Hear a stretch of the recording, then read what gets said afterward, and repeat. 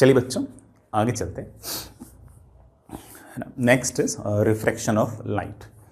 बड़ा refraction of light पढ़ें उससे पहले मैं कुछ एक दो ऐसे जनरल पॉइंट्स बोलना चाहूँगा। जैसे ना जैसे कई बार मैं आपके ऐसे ग्रुप वगैरह में बातें सुनता हूँ, टेलीग्राम पे बातें वगैरह सुनता हूँ, तो कई बार मुझे ऐसा लगता है कि ना बच्चे काफ़ी हद तक है ना एक दूसरे से कंपैरिजन, और ख़ास तौर से कोई सक्सेसफुल बच्चा होता है, कोई बच्चा अगर अच्छा कर रहा होता है तो उससे अपने आप को काफ़ी जल्दी कंपेयर कर लेता है। ख़ास तौर से ना उसके रिजल्ट से, या फिर जो वो अच्छा कर रहा है, अच्छा वाला बच्चा, उससे वो अपने रिजल्ट को कंपेयर करके काफ़ी डीमोरलाइज टाइप भी फील करता है। जैसे मैं एक छोटा सा एग्जांपल लेता हूँ। लेट्स से ये कोई बॉय ए है, ये कोई बॉय बी है। ये बॉय ए जो है ना ये थोड़ा बढ़िया कर रहा है, अच्छा कर रहा है, और बॉय बी जो है वो थोड़ा स्ट्रगल कर रहा है, एवरेज बच्चा है, ठीक है। अब लेट्स से कि इस बच्चे के 300 में से 270 के आसपास मार्क्स आ रहे हैं, ये अपनी जगह अच्छा कर रहा है, बढ़िया कर रहा है, और ये दिख रहा है कि अगर ये जिस तरह से कर रहा है अगर उस तरह से अगर करता गया तो इसकी 500 रैंक आएगी, 600 रैंक आएगी, वगैरह वगैरह। वही रैंक ऑफ कोर्स बी वाले बच्चे को भी चाहिए, उसे भी एग्जैक्टली वही कॉलेज और वही ब्रांच भी चाहिए। तो बी वाला बच्चा ऑब्वियस बात है कि उससे अपना एक कंपैरिजन करता ही है, और ठीक है ना, ऐसे कंपैरिजन में कोई बुरी बात तो नहीं है। एक फेयर कंपैरिजन तो कर ही सकता है, हर इंसान कर सकता है।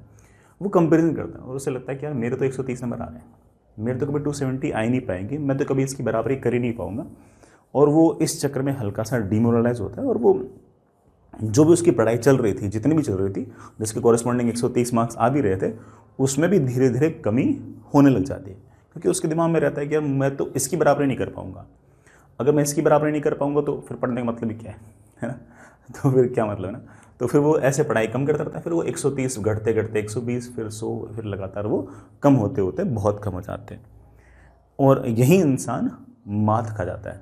इंसान में भी खास तौर से जो कम समझ वाले जो बच्चे होते हैं ना, जो बहुत ही शॉर्ट साइटेड होते हैं, वो बच्चे इस तरह से सोचते हैं। लाइफ में सिर्फ और सिर्फ ये अगले साल 2 साल की लाइफ थोड़ी है, लाइफ तो बहुत बड़ी है, और उसके अंदर मैं कितना अच्छा करूँगा, कितना बढ़िया करूँगा, मैं सक्सेसफुल हो पाऊँगा, नहीं हो पाऊँगा, मैं अपने फुल पोटेंशियल के हिसाब से आउटपुट दे पाऊँगा, नहीं दे पाऊँगा, इसमें इस बात का कोई खास फर्क नहीं पड़ता कि मेरे जेई मेन में या फिर जेई एडवांस में कितने नंबर आते हैं। मैं लाइफ में कितना बढ़िया कर पाऊँगा, कितना प्रोडक्टिव काम कर पाऊँगा, कितना मैं लोगों की मतलब एक तरह से लाइफ में चेंजेस ला पाऊँगा, वो इस बात पर डिपेंड करता है कि मैं एज ए ह्यूमन बीइंग कितना एफिशिएंट हो सकता हूँ, कितना शार्प हो सकता हूँ, कितना कंपैशनेट हो सकता हूँ, कितना मैं अच्छी इंटेंसिटी के साथ काम कर सकता हूँ, कितने बढ़िया कंसंट्रेशन के साथ काम कर सकता हूँ, और मेरा विजन कितना अच्छा है, और मैं कितने लॉन्गर टाइम तक कंसिस्टेंट एफर्ट्स डाल सकता हूँ।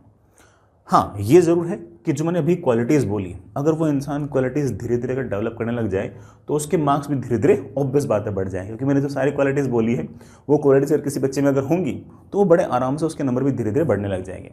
बट इट डजेंट मीन कि अगर हमारे नंबर नहीं आ रहे तो हम अपने ऊपर काम करना बंद कर दें। हमेशा अपने ऊपर काम करना स्टार्ट करो। मार्क्स विल फॉलो अस, है ना, मार्क्स तो आ जाएंगे, ठीक है। मार्क्स अब नहीं आएंगे तो 4 साल बाद आ जाएंगे, अब आएंगे तो आईआईटी में आएंगे, 4 साल बाद आएंगे तो हो सकता है कि यूपीएससी में आए, है कि नहीं।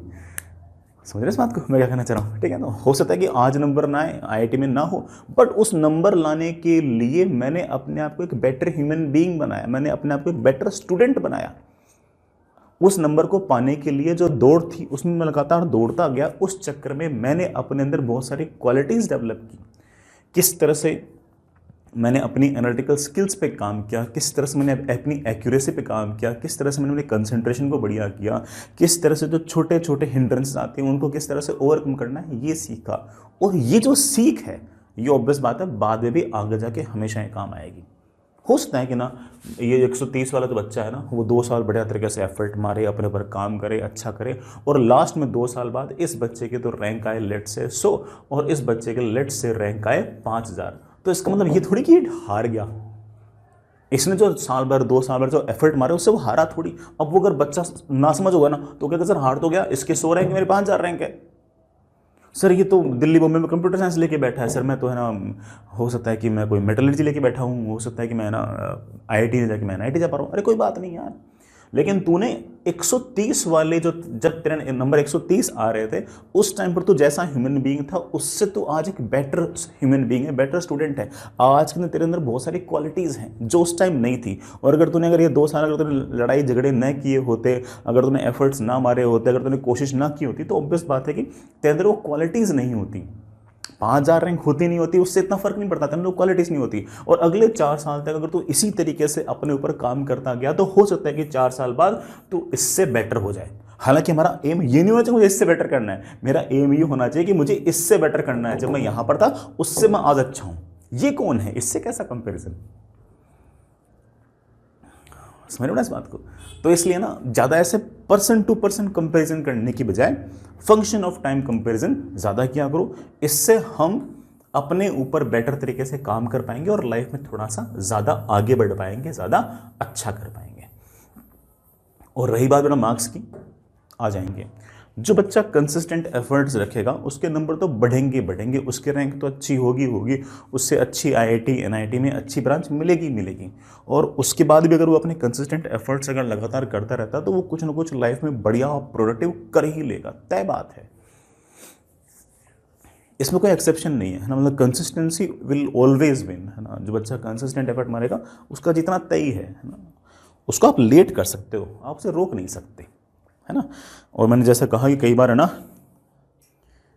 जितनी लेट सफलता मिलती है कई बार उतनी अच्छी भी होती है ना। इसमें कोई फर्क नहीं पड़ता है, इसलिए रिलैक्स ना करो, अपने ऊपर काम थोड़ा सा ज़्यादा किया करो, बाकी सब तो हो ही जाता है। ठीक, चलिए खैर औकात में आते हैं।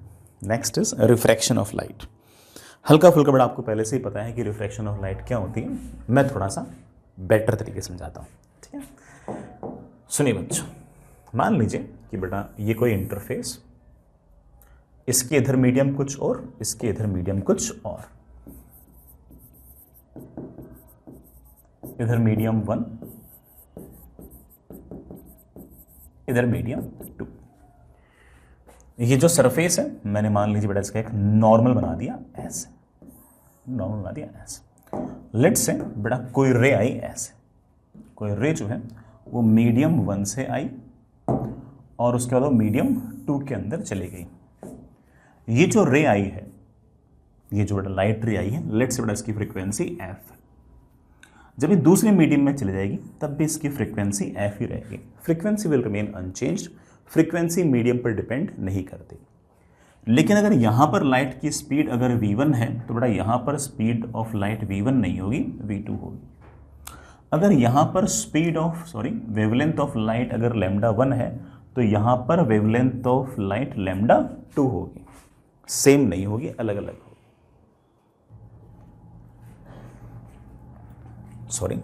वो λ1 तो बेटा ये λ2, बिकॉज वेवलेंथ इज v/f। अगर v चेंज होगा तो बेटा वेवलेंथ भी चेंज होगा।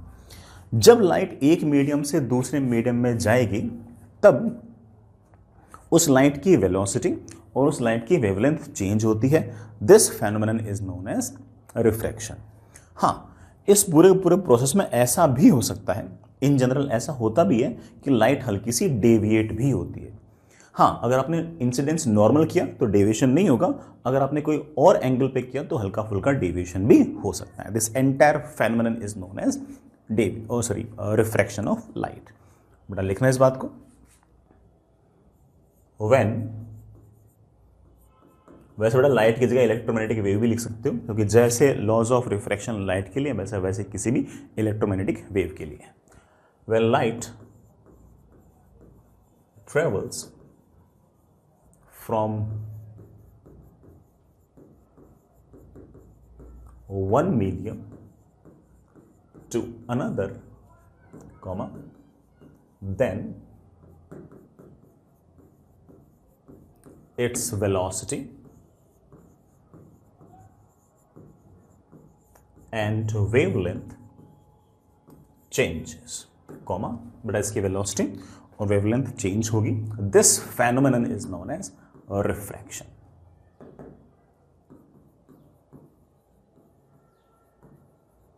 This phenomenon is known as refraction of light. बेटा ऐसे ही है ना, रिफ्रैक्शन ऑफ इलेक्ट्रोमैग्नेटिक वेव भी सेम बात बेटा, लाइट को इलेक्ट्रोमैग्नेटिक वेव से रिप्लेस कर दो, सेम बात। अक्सर आपकी जो लाइट है वो मीडियम चेंज होने पर बैंड भी हो सकती है, सिर्फ एक केस में बैंड नहीं होती, वो हम बाद में देख लेंगे। इन जनरल मतलब बेटा अक्सर light bends when it travels from one medium to another। In general बेटा वो बेंड होती है। अब किधर बेंड होती है, कैसे बेंड होती है, उसके लिए तो बेटा हमें लॉज ऑफ रिफ्रैक्शन आने चाहिए, वो धीरे धीरे आ जाएंगे, वो कोई बड़ा टास्क नहीं है। ठीक, आगे चलें। Next, laws of refraction. बेटा जिस तरह से हमारे पास लॉज ऑफ रिफ्लेक्शन थे, वैसे हमारे पास लॉज ऑफ रिफ्रैक्शन भी है। आराम से इत्मीनान से सुनिएगा। हालांकि बेटा पहला जो लॉ है ना वो तो कॉमन ही है, ऐसा लॉ बेटा अपने पहले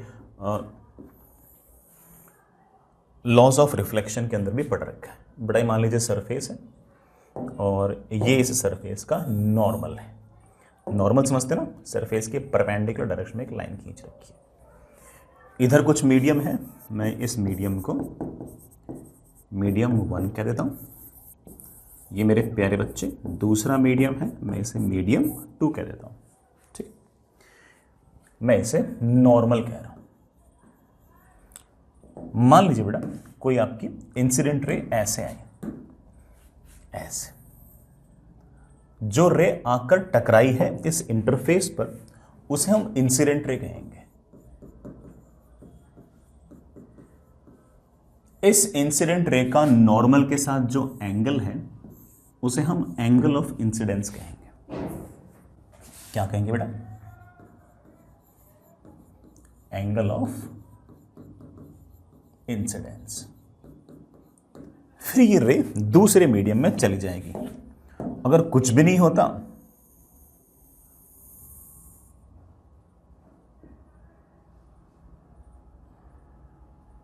तो रे बेटा सीधी निकल जाती। लेकिन बेटा रिफ्रैक्शन के केस में अक्सर रे बैंड होगी, दूर भी हो सकती है, तरफ भी हो सकती है, डिपेंडिंग ऑन मीडियम्स। बेटा मान लीजिए कि रे जो है वो इधर की तरफ बैंड हो गई। ये जो रे है ये आपकी रिफ्रैक्टेड रे है। दिस इज योर रिफ्रैक्टेड रे। और इस रिफ्रैक्टेड रे ने नॉर्मल के साथ जो एंगल बनाया है ये हमारा एंगल ऑफ रिफ्रैक्शन है। This is your angle of refraction. ठीक है ना? अच्छा, ये रिफ्रैक्शन वगैरह ना होता तो ये रे ऐसे मुड़ जाती, सॉरी रिफ्रैक्शन ना होता तो रे यूं निकल जाती। अब बेटा रे यूं चली गई है, इसका मतलब रे में हल्का फुल्का डेविएशन भी आया है। बेटा थोड़ा बहुत डेविएशन भी आया है। बड़ा डेविएशन वैसे अगर ध्यान से देखो तो ये वाला एंगल आई, तो ये वाला एंगल आई, ये आर, तो बड़ा मैं इसको लिख सकता हूँ आई माइनस आर। खैर इसको बाद में देख लेंगे, इतना कोई लोड नहीं। सर लो क्या है? लो बेटा ये है कि इंसिडेंट रे, नॉर्मल और रिफ्रैक्टेड रे तीनों की तीनों सेम प्लेन में होंगी। अगर मान लीजिए इंसिडेंट रे यूं है, नॉर्मल यूं है, तो रिफ्रैक्टेड रे ऐसे नहीं हो सकती, ऐसे नहीं हो सकती, उसी प्लेन में होगी। आप बोलोगे सर ऐसा ही लो तो रिफ्लेक्शन में भी था। हाँ बेटा बिल्कुल सही बात है। तो पहला लो मेरे पास ये है बेटा कि incident ray, normal and refracted रे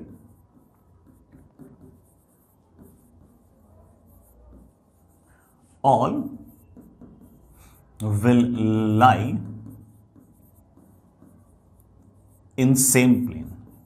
तीनों के तीनों सेम प्लेन के अंदर लाई करेंगे।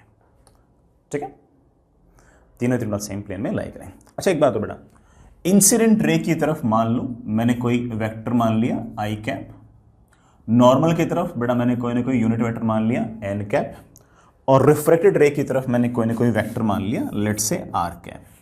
तीन वेक्टर अगर सेम प्लेन में होते हैं तो उनको मैथमेटिकली आप ऐसे लिख सकते हो, I cross R dot N is equals to 0।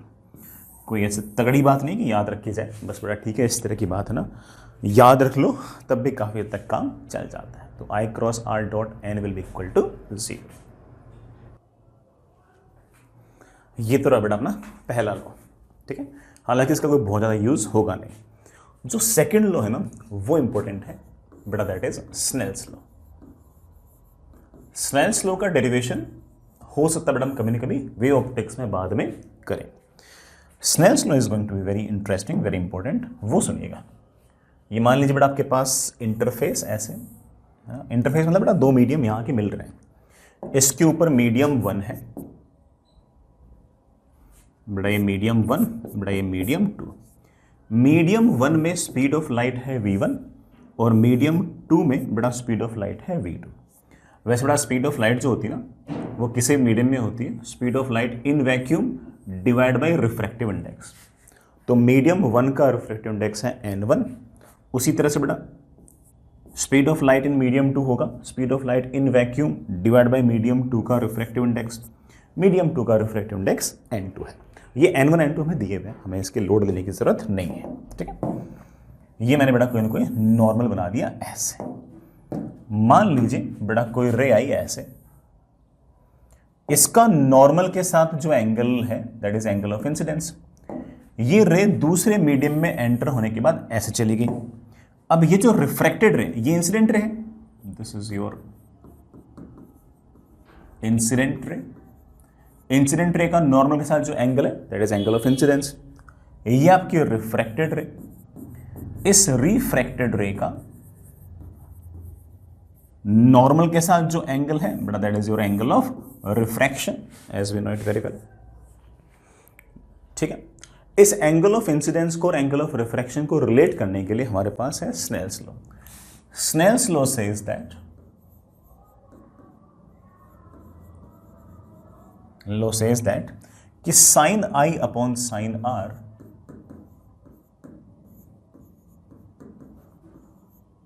Is always equal to यहां पर लाइट की स्पीड कितनी है डिवाइड बाई यहां पर लाइट की स्पीड कितनी है। सिंपल। वो अलग बात है कि बेटा हम लोगों ने इस फॉर्मूले को स्पीड ऑफ लाइट की टर्म में ना याद रख के हम इसे रिफ्रैक्टिव इंडेक्स की टर्म्स में ज़्यादा याद रखते हैं। Speed of light in medium 1 हम लिख सकते हैं c divide by n1। Speed of light in medium 2 में लिख सकते हैं c अपॉन n2, और मेरे पास ये आ जाएगा n2 upon n1। Cross multiply करने के बाद याद रखना मेरे को थोड़ा ज़्यादा पसंद है, n1 sine i is equals to n2 sin r.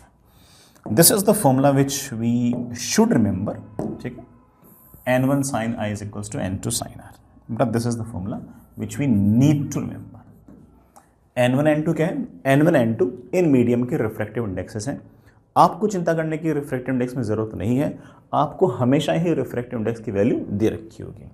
मैं पहले बोल दूँ बेटा, ये जो n1 n2 हैं these are refractive index of mediums। ये जो दोनों मीडियम्स है ना इनके रिफ्रैक्टिव इंडेक्सेस हैं, ठीक है। इनकी चिंता आपको अक्सर करने की जरूरत नहीं पड़ेगी, आपको सवाल के अंदर दे रखा होगा।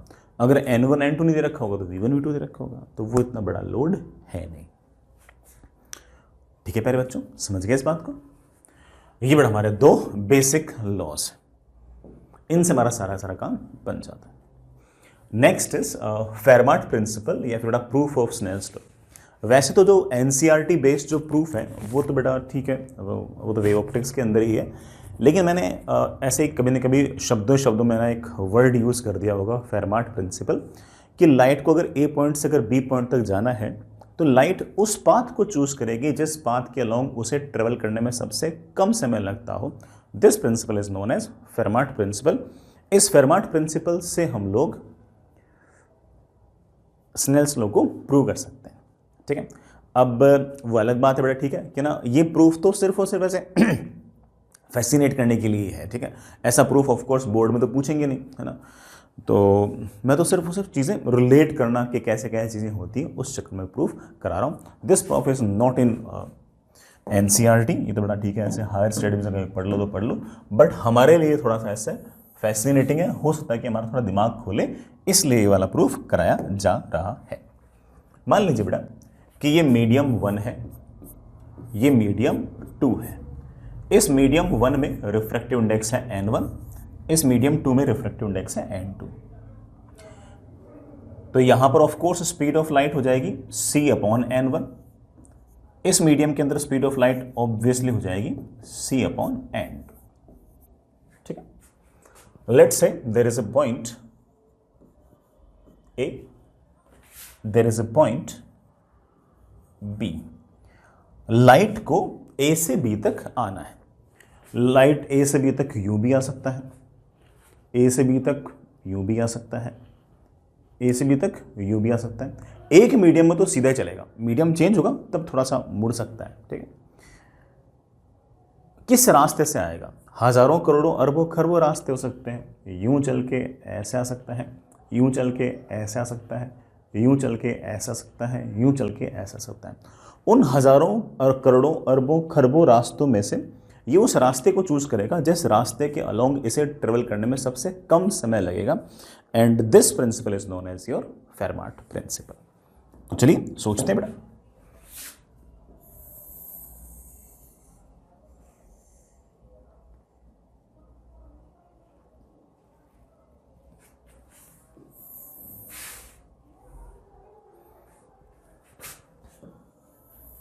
सोचते हैं बेटा थोड़ी आराम आराम से, इत्मीनान से। ज्योमेट्री है, कुछ ऐसा कोई खास ऐसी बात है नहीं। ठीक, कर लेंगे। मानते हैं बेटा कि हमारा जो लाइट है वो लेट से ट्रेवल करते करते यूं आ रही है। पहले ऐसे आई, एक होमोजीनियस मीडियम के अंदर तो सीधा चलता जाएगा। अब बेटा इसने डायरेक्शन थोड़ी सी चेंज की और अब ये ऐसे आ गई। मैं यहां पर एक बार के लिए नॉर्मल बना दूं। ये रहा बेटा आपका normal.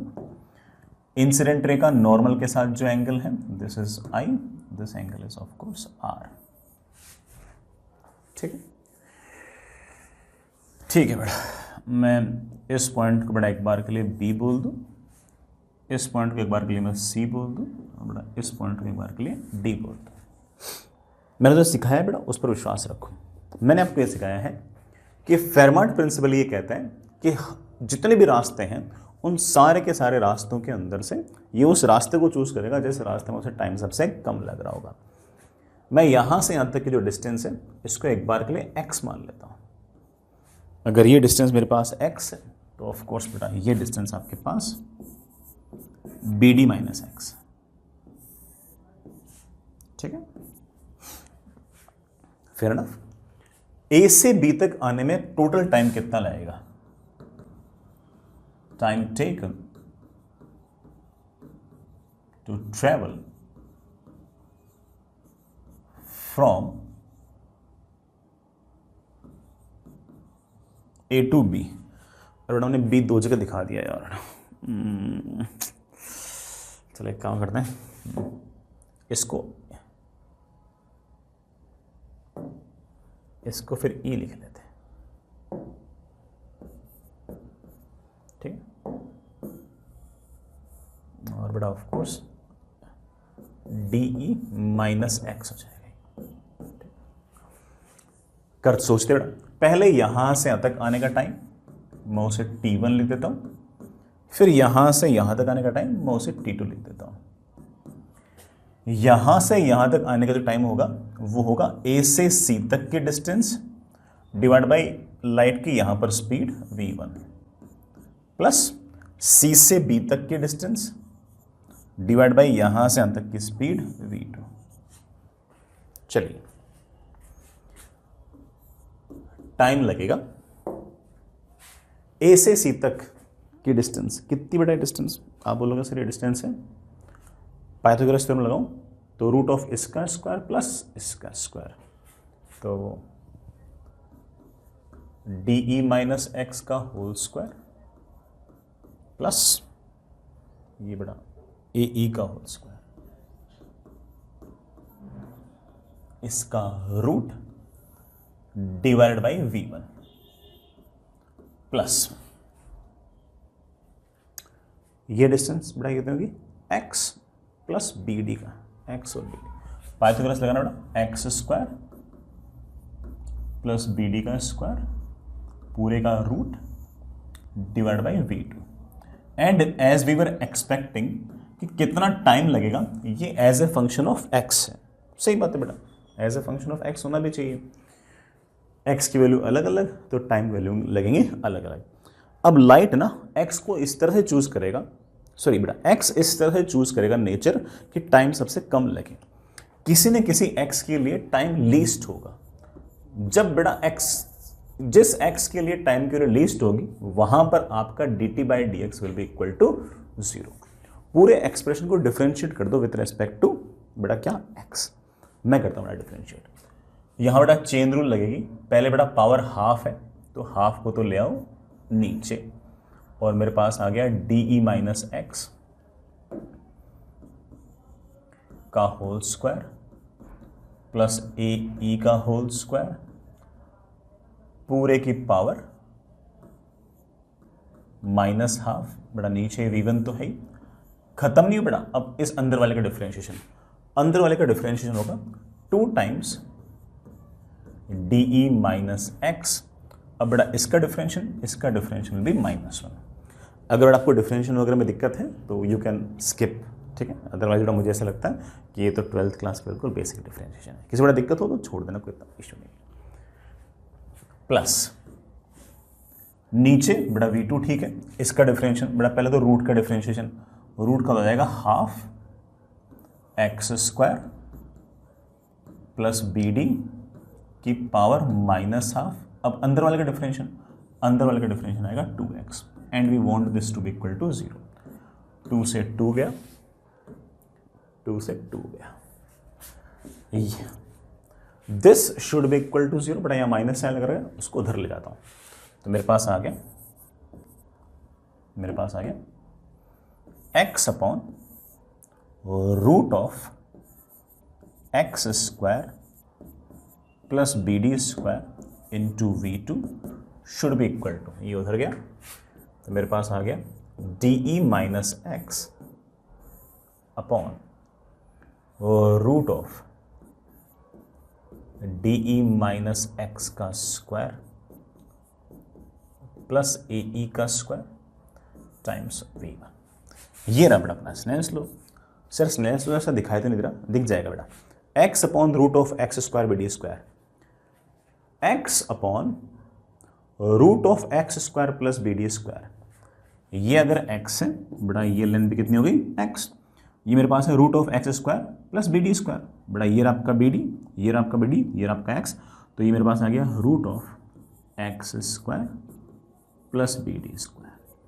x upon root of X square plus B D square is of course sine r, तो मैं इसे लिख सकता हूं sine r upon V2 should be equal to, ये क्या लिखा बेटा देखना, ये वाला एंगल आई तो बेटा ये वाला एंगल भी I, D minus X upon root of D minus x का स्क्वायर प्लस ए ई का स्क्वायर। बेटा पाइथागोरस थ्योरम से ये वाली लेंथ कितनी आई थी बेटा आपके पास, डी माइनस एक्स का होल स्क्वायर प्लस बेटा ऑफ कोर्स ए ई का square. This upon this is obviously sine I, ये तो लिखा बेटा साइन आई अपॉन बेटा this is your Snell's law, ठीक है। अच्छा कॉन्सेप्ट था, बढ़िया कॉन्सेप्ट था। थोड़ी मैथमेटिक्स तो बेटा इन्वॉल्व थी यार, उसमें तो हम कुछ नहीं कर सकते। बेटा V1 V2 में पसंद नहीं है तो आप लिख सकते हो साइन R अपॉन V2। बेटा V2 can be written as C upon N2 should be equal to sine I upon V1। बेटा V1 can be written as C upon N1, C cancel, N2 sine R is equals to N1 sine I। चलिए बच्चों ये अपना Snell's law, हालांकि ये भी अपने में स्नेल्स लॉ था लेकिन हम लोग याद इसको इस तरह से रखते हैं, ठीक है। और रियली होप सारा का सारा समझ में आ गया होगा। आगे चलते नेक्स्ट। बड़ा 3 स्पेशल केस है, आराम से इत्मीनान से बड़ा तीनों के तीनों केसेस देखिए समझिए। सबसे पहला है नॉर्मल इंसिडेंस।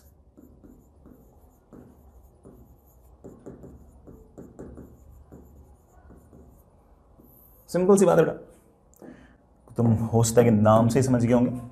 ये बेटा आपके पास सरफेस, इस सरफेस के इधर रिफ्रैक्टिव इंडेक्स n1, इधर की तरफ रिफ्रैक्टिव इंडेक्स n2, और ये मेरे पास ऐसे नॉर्मल। मान लीजिए बेटा कि कोई रे ऐसे आई, नॉर्मल के अलोंग रे आ रही है, उसे हम बोलते हैं नॉर्मल इंसिडेंस। तो इंसिडेंट रे और नॉर्मल के बीच में एंगल कितना हो गया? 0। आई 0 तो of course sine I 0। Formula मुझे कहता है कि n1 sine I is equals to n2 sine R. अगर मैं इस i को 0 पुट कर दूंगा तो LHS 0 हो जाएगा, तो RHS भी 0 होना चाहिए, तो साइन R भी 0 होना चाहिए, तो R भी 0 होना चाहिए। R 0 होना चाहिए, इस बात का सीधा सीधा अर्थ ये कि रिफ्रैक्टेड रे और नॉर्मल के बीच में एंगल 0 होना चाहिए, तो रिफ्रैक्टेड रे भी नॉर्मल के अलोंग ही चली जाएगी। तो इस केस में आपका I is equals to R is equals to 0 और रे सीधी की सीधी चली गई है। इसका मतलब रिफ्रैक्शन के कारण किसी प्रकार का कोई डेविएशन नहीं आया है। Fair enough. अगर बड़ा सरफेस फ्लैट ना हो और स्फेरिकल सरफेस हो तब भी यही कहानी है। जैसे बड़ा मान लीजिए मेरे पास ये कोई स्फेरिकल सरफेस, इधर रिफ्रैक्टिव इंडेक्स n1 और इधर रिफ्रैक्टिव इंडेक्स n2। ये जो स्फेरिकल सरफेस है ट्रांसपेरेंट सरफेस है बेटा, ट्रांसपेरेंट सरफेस है। इसके इधर मीडियम कुछ और, इसके इधर मीडियम कुछ और, इसका बेटा सेंटर यहां कहीं है। मान लीजिए कि कोई आपकी जो रे है वो यूं आई, यूं आई। अब इस रे के साथ क्या होगा? अब इस रे के साथ क्या होगा अगर ये पता करना है तो पहले नॉर्मल बनाओ। तो मेरे बच्चे बोलेंगे सर ये इंसिडेंट रे भी है और ये नॉर्मल भी है, क्योंकि स्फेरिकल सरफेस में नॉर्मल हमेशा कहां से गुजरता है? कहां से गुजरता है बेटा? सेंटर ऑफ कर्वेचर से। तो यही इंसिडेंट रे है, यही नॉर्मल है, तो एंगल ऑफ इंसिडेंस क्या हो गया? 0। तो एंगल ऑफ रिफ्रैक्शन भी क्या होना चाहिए? 0। और एंगल ऑफ रिफ्रैक्शन अगर 0 होना चाहिए तो रे बेटा सीधी की सीधी निकल जाएगी, सीधी निकल जाएगी, समझ रहे इस बात को? सीधी निकल जाएगी। आगे चलते हैं। दूसरा केस, दूसरा केस और रेयरर टू डेंसर मीडियम। अगर बड़ा रेयरर मीडियम से डेंसर मीडियम में अगर रे जा रही है तो क्या होगा? रेयरर मीडियम का रिफ्रैक्टिव इंडेक्स बड़ा मैं NR ले लेता हूं, डेंसर मीडियम का मैं रिफ्रैक्टिव इंडेक्स ND ले लेता हूं। डेंसर मीडियम हम उसे कहेंगे बेटा जिसमें वेव की वेलोसिटी कम होगी। वेव की वेलोसिटी कम होगी मतलब रिफ्रैक्टिव इंडेक्स ज्यादा होगा। तो डेंसर का रिफ्रैक्टिव इंडेक्स ज्यादा है और रेयर का रिफ्रैक्टिव इंडेक्स कम है। चलिए बच्चों सोचते हैं, पूरा सोचते हैं। ये बड़ा आपके पास इंटरफेस, इसके ऊपर आपका रेयरर मीडियम है जिसमें रिफ्रैक्टिव इंडेक्स है NR। ये मेरा डेंसर मीडियम है जिसका रिफ्रैक्टिव इंडेक्स है ND, और ये आपका नॉर्मल है। अब कोई रे आई ऐसे, बड़ा कोई रे आई ऐसे, इस रे ने नॉर्मल के साथ जो एंगल बनाया वो मेरा एंगल ऑफ इंसिडेंस है। हम जानते हैं कि अगर कुछ ना होता, अगर कुछ ना होता तो ये रे यूं सीधी की सीधी निकल जाती, और अगर ये वाला एंगल आई होता तो ये वाला एंगल भी आई होता। लेकिन हम जानते हैं कुछ तो होगा, मीडियम चेंज हुआ, कुछ तो होगा। रे किधर मुड़ेगी ये पता करने के लिए स्नेल्स लगाते हैं। लगाना बेटा NR साइन आई, देखना NR sine I should be equal to ND sine R। R क्या बेटा? एंगल ऑफ रिफ्रैक्शन, वही तो निकालना है। और मेरे पास आ गया sine R is equals to NR upon ND into sine I. गौर से देखना बेटा, ये NR अपॉन ND जो रेशियो है ये तो 1 से छोटा आएगा। अगर ये 1 से अगर छोटा आएगा तो ऑब्वियस बात है कि R की वैल्यू I से छोटी आएगी, और R की वैल्यू अगर I से छोटी आएगी इसका मतलब रिफ्रैक्शन के पश्चात जो रे है वो ऐसे मुड़ जाएगी। Angle of refraction of angle of incidence से कम है। The ray has been deviated towards the normal. Ray deviated towards normal. जब भी डेंसर मीडियम में जाएगी तो रे बेटा नॉर्मल की तरफ मुड़ जाएगी। बेटा एक बात और, अगर कुछ ना होता तो रे यूं जाती, रिफ्रैक्शन हुआ इसलिए बेटा रे यूं गई। ये आपका डेविएशन है। ज्योमेट्री सेज दैट कि ये वाला एंगल आई तो ये वाला एंगल आई, ये वाला एंगल आर तो ऑफ कोर्स बेटा ये वाला एंगल आपका आई माइनस आर। सिंपल। इसका बड़ा एक तीसरा case, that is denser to rare medium. कर लेंगे, सोच लेंगे, वो तो बड़ा ठीक है। मुझे तो सिर्फ दिमाग के अंदर बातें फिट करनी है, इसलिए मुझे बार बार लिखाना पड़ रहा है। अदरवाइज तो मुझे ऐसा लगता है कि मेरे बच्चे खुद ही सोच चुके होंगे क्या होगा। बेटा ये आपका डेंसर मीडियम है, यहां से रे रेयर मीडियम में जा रही है, और हम जानते हैं कि डेंसर मीडियम का रिफ्रैक्टिव इंडेक्स ज्यादा है और रेयर मीडियम का रिफ्रैक्टिव इंडेक्स कम है। रे जो है वो एक्चुअल में आ तो बेटा ऐसे रही थी यूं, और इस रे का ये आपका एंगल ऑफ इंसिडेंस था। कुछ भी ना होता ना तो रे यूं निकल जाती, कुछ भी ना होता तो बेटा रे यूं निकल जाती, लेकिन कुछ तो होगा।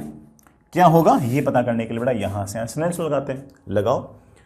डेंसर मीडियम के अंदर आई, रेयर मीडियम के अंदर are.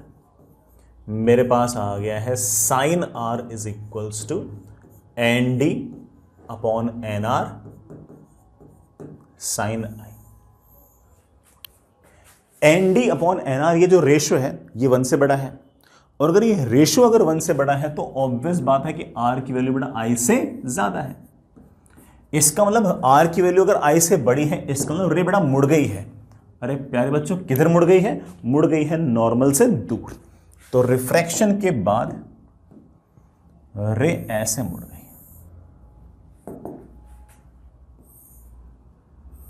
This is angle of refraction. The ray has deviated away from normal. तो जब भी रिफ्रैक्शन रेयर मीडियम में होगा तो रे नॉर्मल से दूर भाग जाएगी, डेंसर मीडियम में नॉर्मल की तरफ आ जाएगी। सिंपल। रे डेविएटेड अवे फ्रॉम नॉर्मल। अच्छा, ये वाला एंगल आई तो बड़ा ये वाला एंगल तो आई बाय ज्योमेट्री है, ये लाइन ये वाला एंगल आई, तो ये मेरा डेविएशन हो गया। कुछ ना होता तो रे यूं जाती, रिफ्रैक्शन हुआ तो बड़ा रे यूं चली गई है। इसका मतलब ये मेरा एक तरीके से डेविएशन, रे डेविएट हो गई उधर की तरफ, and it is simply R minus, that is R minus. I really hope कि बेटा सारा का सारा मामला आप समझ ही गए होंगे। ठीक है, बेसिक बात बेटा याद भी रख लेना। यहां से हम इस नतीजे पर भी पहुंच सकते हैं कि अगर डेविएशन का अगर फॉर्मूला याद करना है और रिफ्रैक्शन के केस में, तो हम ऐसा कह सकते हैं कि डेविएशन जो होगा वो आई माइनस आर होगा अगर आई बड़ा है तो, आर माइनस आई होगा अगर आर बड़ा है तो, और हम लिख सकते हैं कि deviation is basically mod of I minus R. तो या तो आई माइनस आर या फिर बड़ा of course R minus I, जैसा समझ में वैसा लिख लिया करो। ठीक है, आगे चले। नेक्स्ट इज एक सवाल, सिंपल सा सवाल है बड़ा, कोई बहुत ऐसे हाई फाई बात नहीं है। यहाँ एयर है, बड़ा यहाँ वाटर है। वाटर का रिफ्रैक्टिव इंडेक्स आपको गिवन है सवाल के अंदर 4/3। यहाँ बड़ा कोई रे आ रही है एयर से वाटर में आ रही है, और जो एंगल ऑफ इंसिडेंस है वो आपके पास बेटा इस तरह से 53 डिग्री है। ठीक है, मेरा सवाल है कि what is angle of refraction. सोचते हैं बेटा एयर से वाटर में आ रही है, मतलब रिफ्रैक्टिव इंडेक्स 1 से 4/3 में जा रही है, मतलब एक तरीके से रेयर से डेंसर में आ रही है। अगर रेयर से डेंसर में आ रही है तो ऑब्वियस बात है कि रे मुड़ जाएगी किधर? नॉर्मल की तरफ, and there must be some angle of refraction. अब ये जो एंगल ऑफ रिफ्रैक्शन है ये निकालने के लिए Snell's law is more than enough. Air का बड़ा रिफ्रैक्टिव इंडेक्स 1 मानेंगे तो 1 into sine 53 degree should be equal to 4/3 into sine R. Sine 53 is of course बेटा 4/5 is equals to 4/3 into sine R. मेरे पास साइन आर की value आ गई है 3/5 और आर की वैल्यू मेरे पास आ गई है 37, सॉरी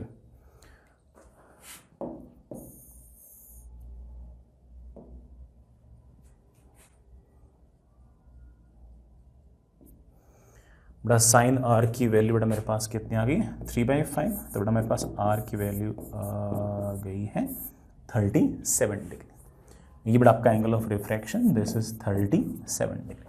मुझसे पूछा है डेविएशन कितना होगा, अगले वाले सवाल में एंगल ऑफ डेविएशन, ये है बेटा आपका डेविएशन, ये 53 तो ये 53, ये 37 तो ये अपने आप of course 53 minus 37 that comes out to be 16 degree.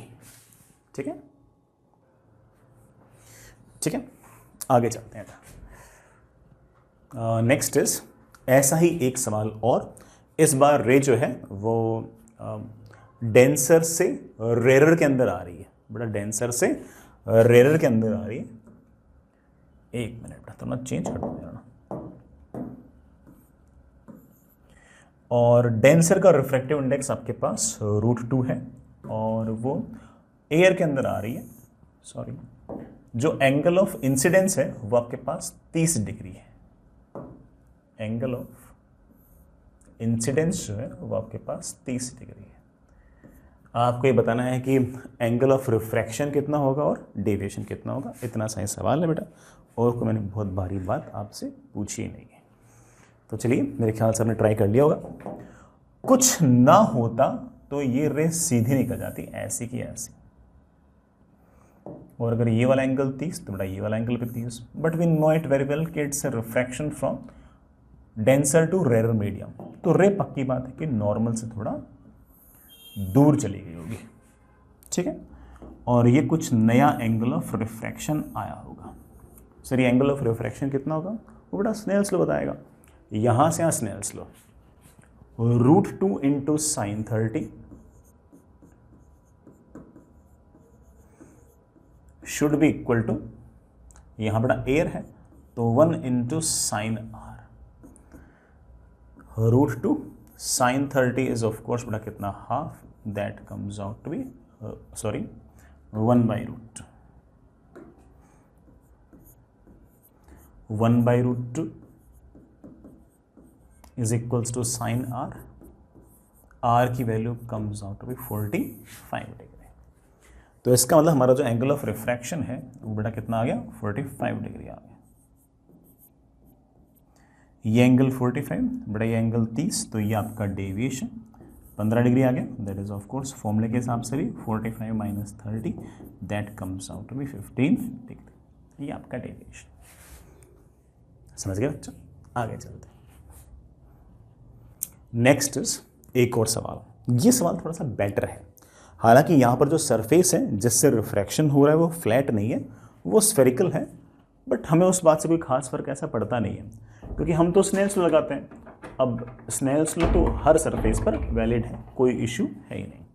ये बेटा आपके पास एक ट्रांसपेरेंट ग्लास का स्फीयर है, रेडियस लिखना चाहो थोड़ा आर मान लो, ट्रांसपेरेंट ग्लास का स्फीयर है और इसका रिफ्रैक्टिव इंडेक्स बेटा आपके पास ऐसे √3 है। इसका जो रिफ्रैक्टिव इंडेक्स है इस ग्लास का बेटा वो √3 है, बाहर तो एयर ही है। ठीक है, ये कोई इंसिडेंट रे आई, ये इंसिडेंट रे और हमारे इस ट्रांसपेरेंट सॉलिड स्फीयर से टकराई, सॉलिड स्फीयर से टकराई तो मैंने एक नॉर्मल बना दिया। बेटा स्फेरिकल सरफेस में नॉर्मल हमेशा कहाँ से गुजरेगा, ऑब्वियसली सेंटर से गुजरेगा।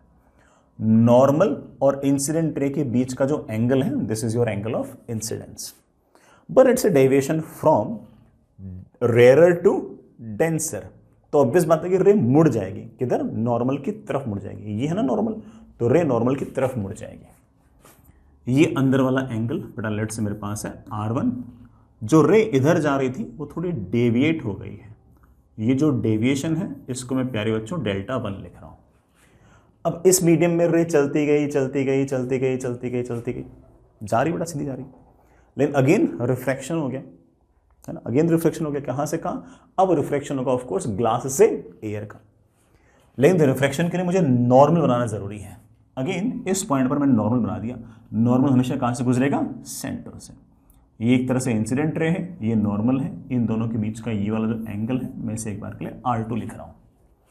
कुछ नहीं होता तो रे ऑब्वियस बात है सीधी निकल जाती, लेकिन कुछ तो वही है, it's a refraction from denser to rare medium.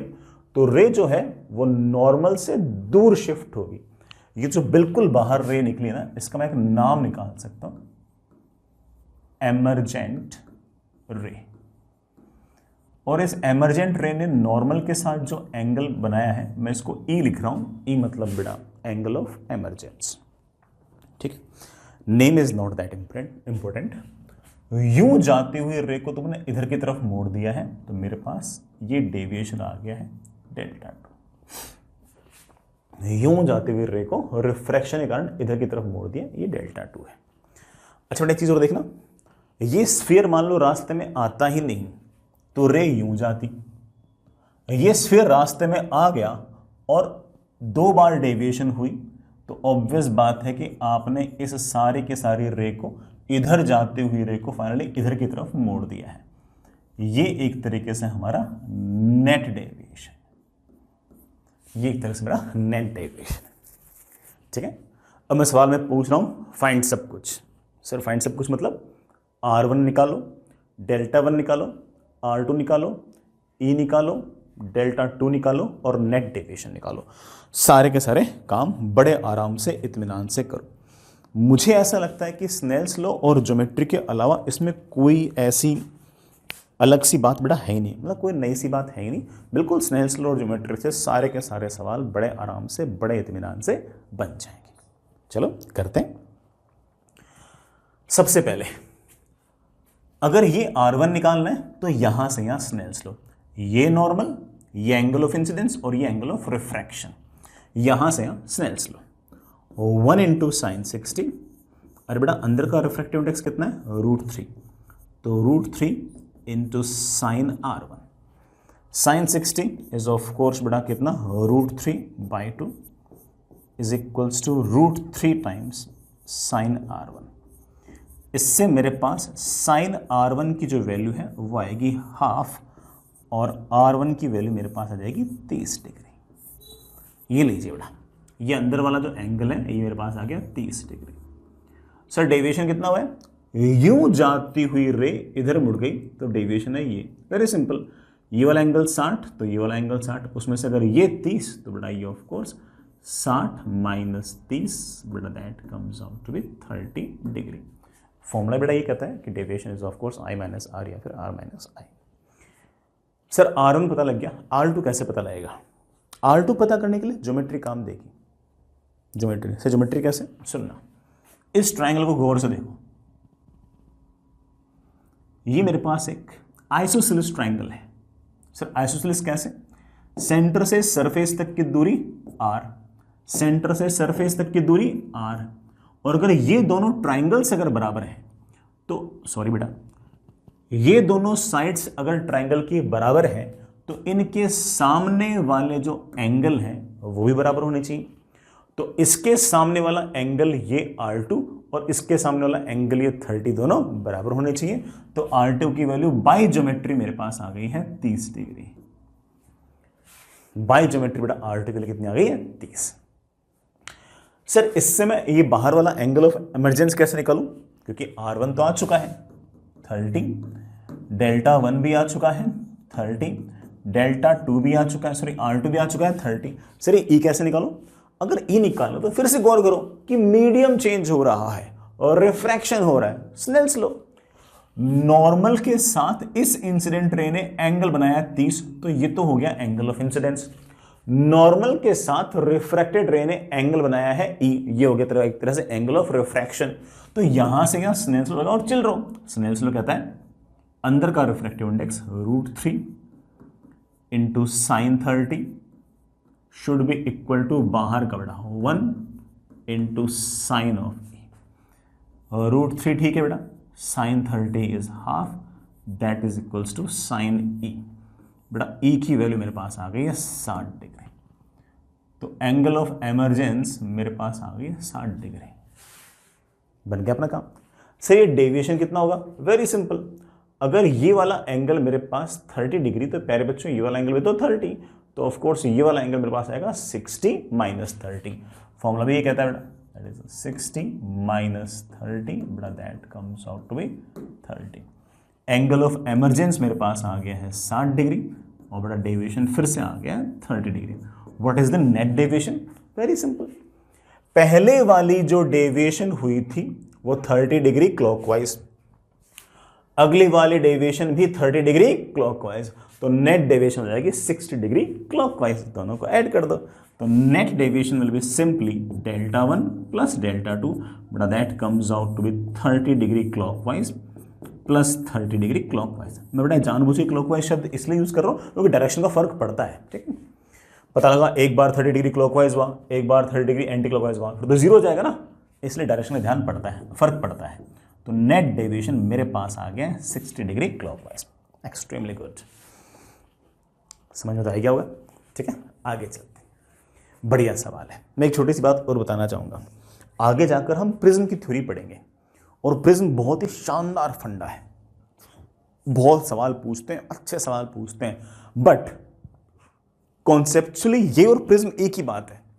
जैसे हमने यहां पर स्नेल्स लॉ, ज्योमेट्री और स्नेल्स लॉ से सब कुछ कर लिया, वैसे ही प्रिज्म के अंदर भी हम स्नेल्स लॉ, ज्योमेट्री और स्नेल्स लॉ से सब कुछ कर लेंगे, ठीक है, सब कुछ कर लेंगे।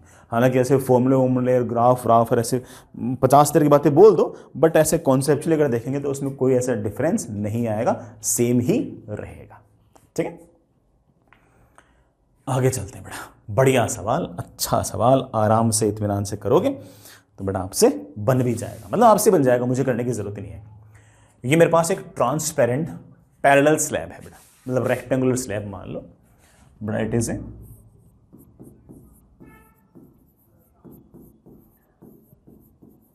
ट्रांसपेरेंट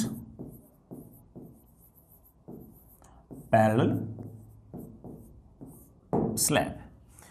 इस ट्रांसपेरेंट स्लैब की जो थिकनेस है बेटा आपके पास वो 40 सेंटीमीटर, एक ब्रिक टाइप मान लो तुम तो इसको, ठीक है।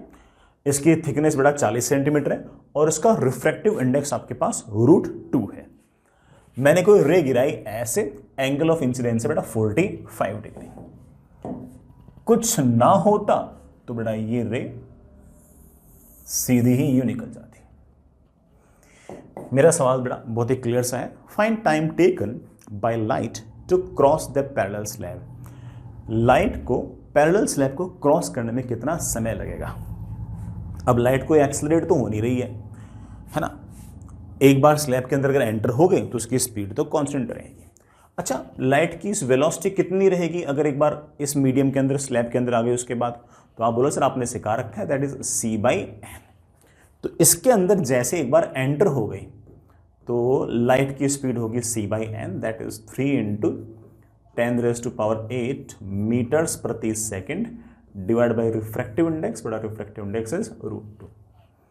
काश मुझे ये पता लग जाए कि ये पैरेलल स्लैब में कितना चली है। हो सकता है कोई जो बच्चा थोड़ा सा बेवकूफ़ होगा वो बोलेगा सर 40 सेंटीमीटर। अरे नहीं बेटा, 40 सेंटीमीटर थोड़ी चली है, ज़्यादा चली है। कैसे, समझाता हूँ। It's a refraction from rare to denser medium. तो रे जो है बड़ा वो नॉर्मल की तरफ मुड़ जाएगी, ये लो बड़ा,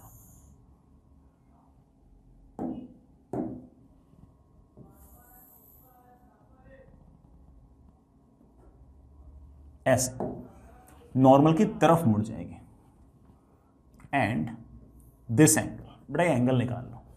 तो रे जो है ना ये 40 सेंटीमीटर नहीं चली है, 40 सेंटीमीटर से ज्यादा चली है। यहां से एंटर हुई और यहां से एग्जिट हुई। उसके बाद बेटा फाइनली एक बार फिर से रिफ्रैक्शन होगा, अगला रिफ्रैक्शन ऑफ कोर्स रेयर से डेंसर, तो रे वापस से बेटा नॉर्मल से दूर हो जाएगी, है ना। बाद में तो मुझे इतना इंटरेस्ट नहीं है, मुझे तो ये पता करना है कि लाइट को पैरेलल स्लैब को क्रॉस करने में कितना समय लगा। लाइट यहां से एंटर होती है और यहां से एग्जिट होती है। काश मुझे ये लेंथ पता लग जाए, मेरे बच्चे बोलने से पता लग जाए कि पहले ये आर पता करो। यहां से यहां Snell's law 1 into sin 45 degree should be equal to √2 into sin r. Sin 45 is 1/√2. 1/√2 is equals to half times sin r. r की वैल्यू मेरे पास आ गई 30 डिग्री। ये वाला एंगल मेरे पास आ गया 30 डिग्री। ये बेटा आ गया 30 डिग्री, फेयर एनफ। ये लेंथ अगर 40 सेंटीमीटर है तो ये लेंथ 40 सेंटीमीटर नहीं है। मेरे बच्चे बोलेंगे सर फॉर्म लगा दो, cos 30 degree which is of course √3/2 is equals to base, बड़ा बेस तो है 40 सेंटीमीटर अपॉन हाइपोटेनस। इससे मेरे पास हाइपोटेनस की वैल्यू आ जाएगी 80 सेंटीमीटर अपॉन √3, या फिर SI यूनिट में अगर लिखना चाहूं तो 0.8 अपॉन √3 मीटर। रे अगर यहां से चलते चलते चलते चलते अगर यहां आई है तो उसको 0.8 अपॉन √3 मीटर डिस्टेंस ट्रेवल करनी है और इस स्पीड से करनी है। तो रे को बड़ा बाहर निकलने में कितना समय लगेगा?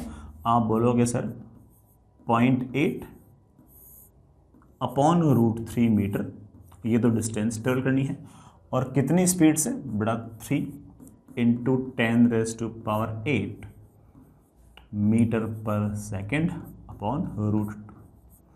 ये ले बेटा क्या आ गया? √2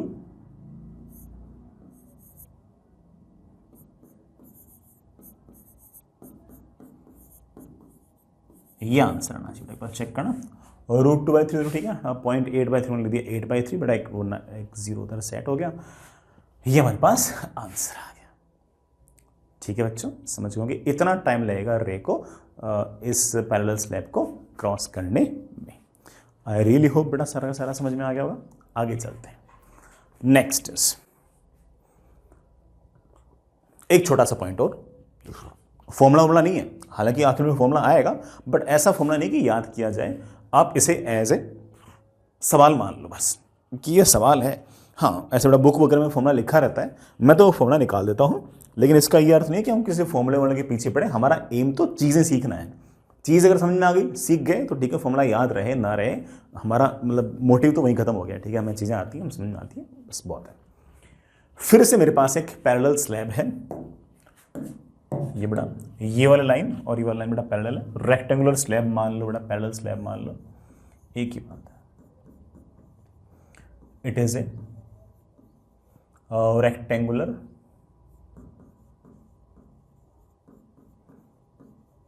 ट्रांसपेरेंट स्लैब।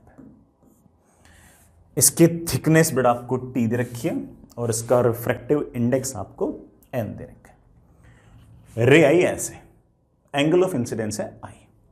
ठीक है, बाय ज्योमेट्री में बड़े आराम से कह सकता हूं कि अगर ध्यान से देखो तो ये वाला लाइन और ये वाला लाइन पैरेलल है, ये सेम लाइन है, तो ये वाला एंगल I, तो बड़ा ये वाला एंगल भी तो I, कोई दिक्कत तो नहीं।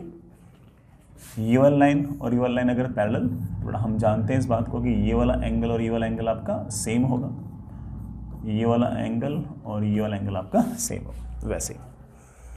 ठीक है, लेकिन हम जानते हैं कि इस रे के साथ क्या हुआ, पहले रिफ्रैक्शन हुआ रेयर से डेंसर, एयर से एन में आ रही है, तो रे मुड़ जाएगी नॉर्मल की तरफ। It's okay, it's okay. ये आर निकालना हमारे लिए बाएं हाथ का खेल है। यहां से यहां तक Snell's low, 1 × sin I is equals to n times of sin R, isn't it? लेकिन एक बार रिफ्रैक्शन और होगा,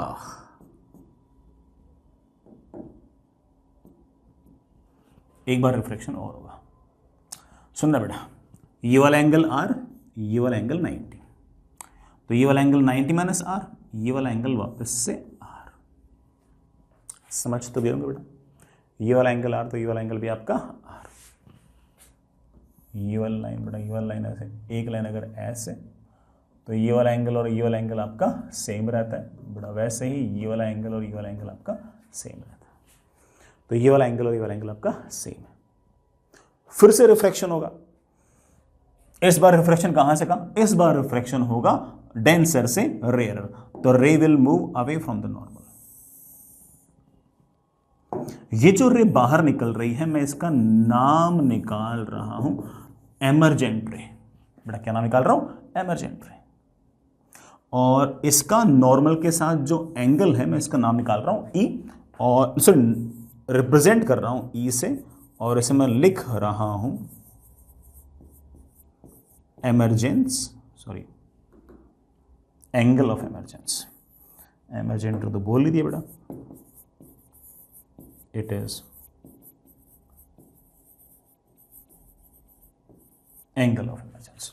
सर ये एंगल ऑफ इमरजेंस कितना होगा बेटा? स्नेल्स लगा दे, स्नेल्स लगाऊंगा, लिखाऊंगा अंदर का रिफ्रैक्टिव एन, तो N times sine R should be equal to बेटा बाहर का रिफ्रैक्टिव इंडेक्स 1 टाइम्स साइन ई।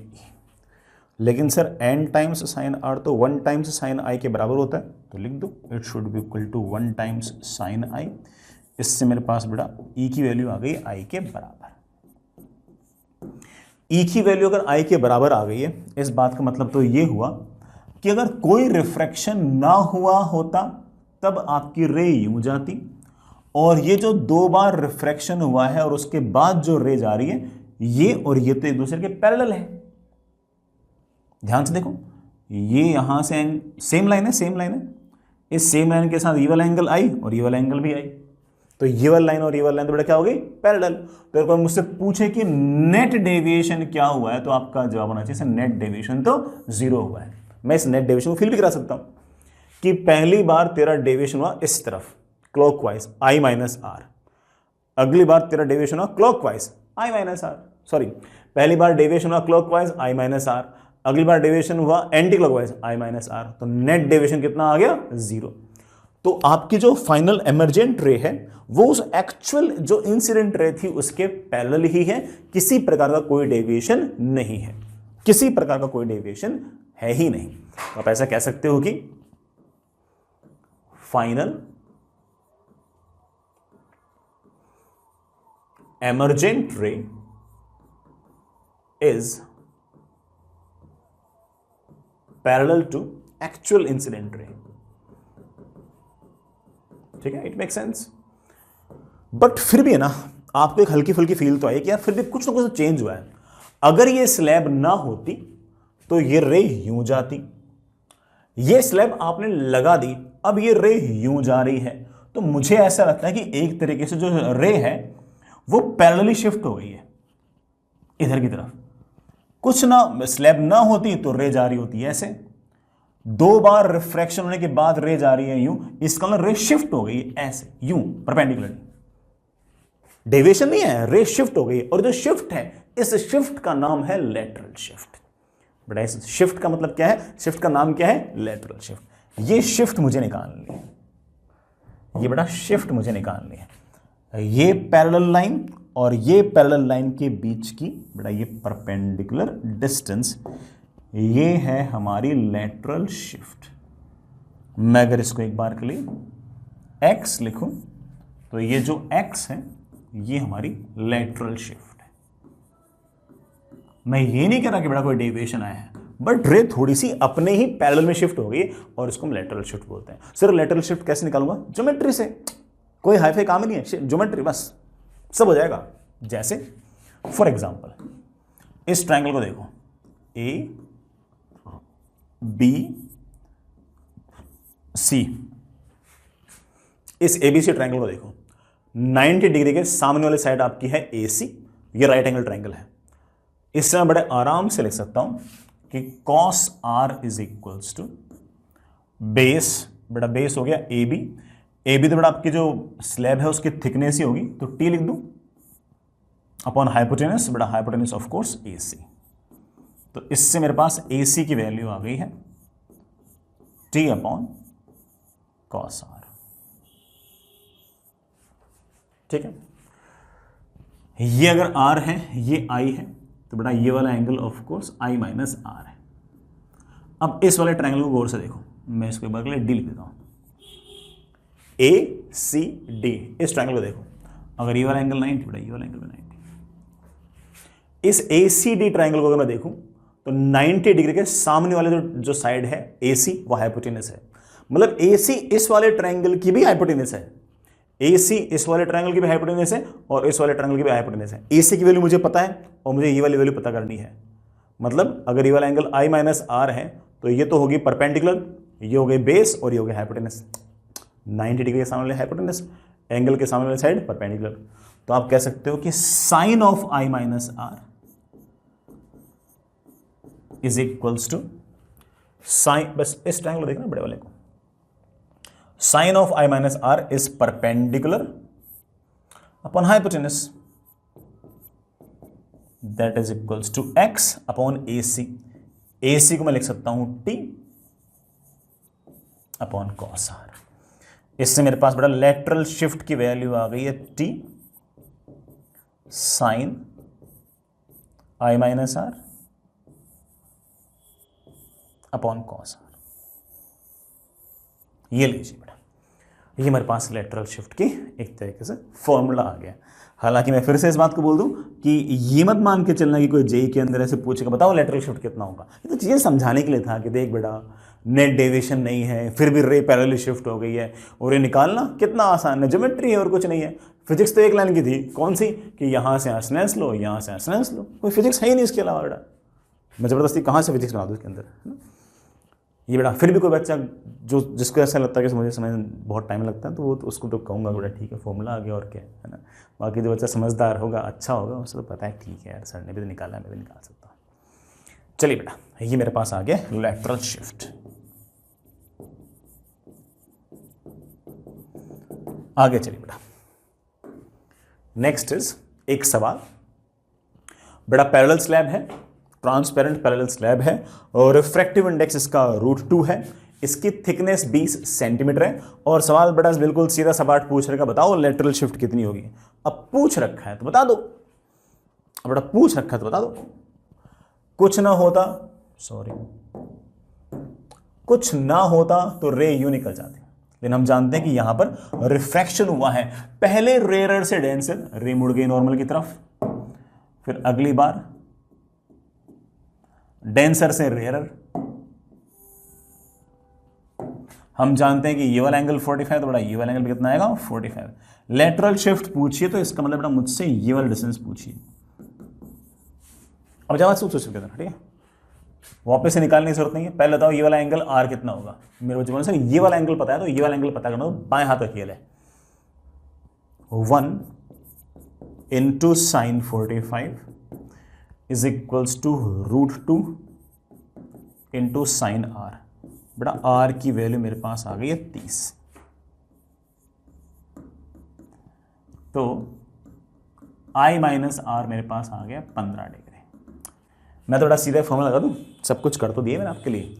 कोई मुझसे पूछेगा लेटरल शिफ्ट कितनी होगी, मैं बोल दूंगा लेटरल शिफ्ट होगा T sine I minus R upon cos are.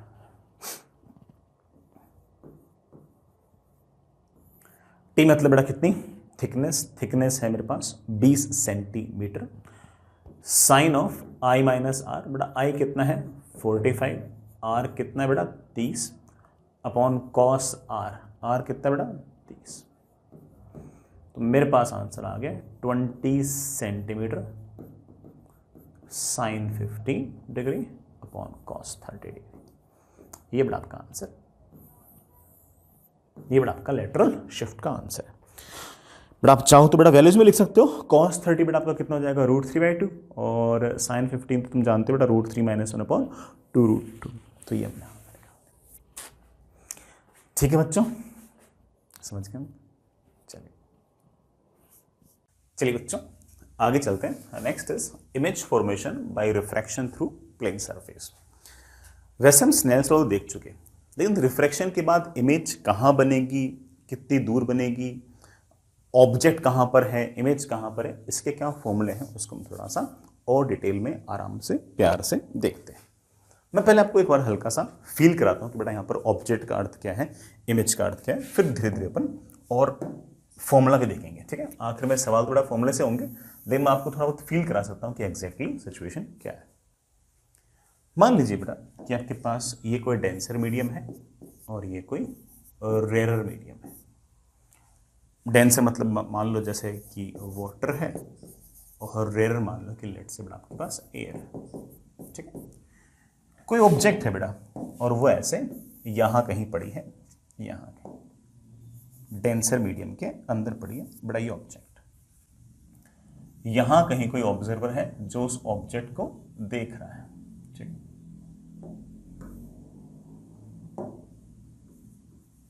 जो उस ऑब्जेक्ट को देख रहा है। इस ऑब्जेक्ट्स जो रेज निकलेंगी ना, वो ऐसा नहीं कि सीधी पहुंच जाएंगी, होगा क्या कि उसका बीच में एक बार रिफ्रैक्शन होगा। कहां से कहां होगा? डेंसर से rare. It's okay, we will manage it. इस ऑब्जेक्ट से बड़ा कुछ रेज निकालता बड़ा। एक रे तो मैंने इस ऑब्जेक्ट से यू निकाल दी, जो बड़ा नॉर्मल इंसिडेंस करती है और सीधी की सीधी निकल गई। एक और निकालो बेटा। दूसरी रे मैंने इस ऑब्जेक्ट से ऐसे निकाली, ठीक है। It's a refraction from denser to rare, तो ऑफ कोर्स बड़ा रे मुड़ जाएगी। किस तरफ मुड़ जाएगी? नॉर्मल से दूर।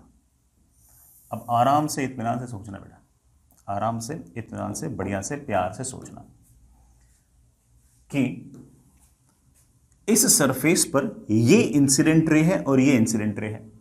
इंसिडेंट रेज का जो इंटरसेक्शन पॉइंट है वो है ऑब्जेक्ट।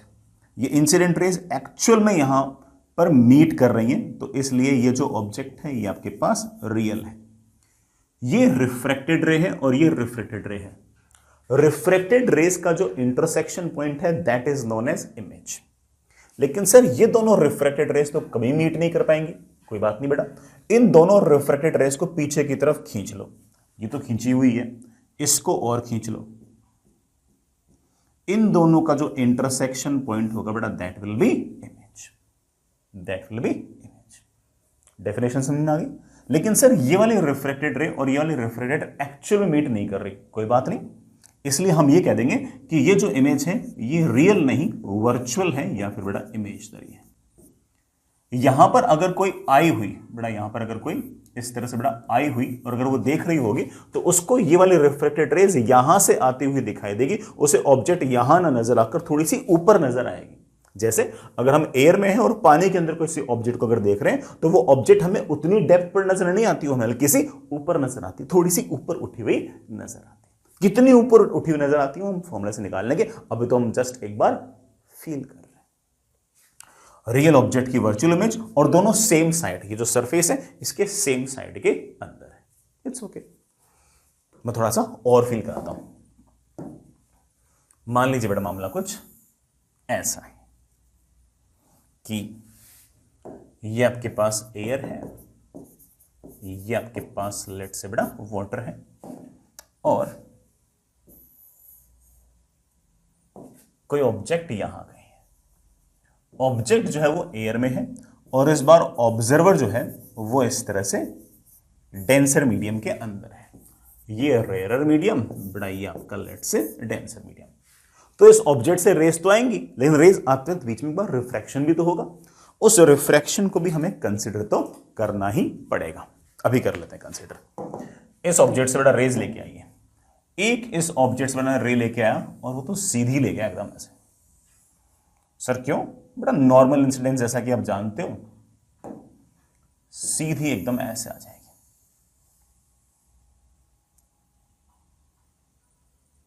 ऐसे एक रे और लेके आओ बेटा, एक रे बेटा भाई सॉरी, दूसरी रे में ऐसे लेके आया। ये बड़ा इंसिडेंट रे, ये आपका नॉर्मल। रिफ्रैक्शन कहां से कहां है?